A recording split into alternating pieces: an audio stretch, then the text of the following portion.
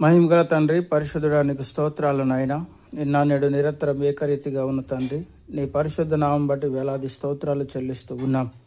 ఈ దినము నీ నామమునకు మహిమకరంగా, పరిశుద్ధంగా, విశ్వాసముతో నీ మాటల యందు నిరీక్షణ కలిగి జీవించే బ్రతుకును ఈ దినంలో ప్రభువా నీ యందు భయభక్తులు కలిగిన ప్రతి ఒక్కరికి ప్రసాదింపచేయండి. ప్రభు నీకు స్తోత్రాలు. రక్షణ లేని వారికి రక్షణ, మారు మనసు లేని వారికి మారు మనసు, కుటుంబంలో శాంతి, సమాధానం, నెమ్మది ప్రతి ఒక్కరికి దయచేయండి. ప్రభు నీకు స్తోత్రాలు నాయన.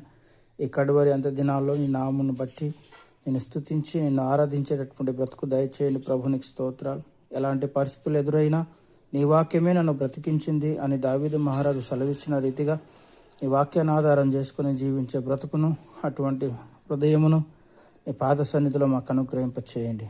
నీ సన్నిధిలో ప్రభువా వేడుకుంటున్న ప్రతిదీ మీరు మా జీవితంలో జరిగిస్తారని యేసు నామములో అడుగుచున్నాను తండ్రి. ఆమెన్.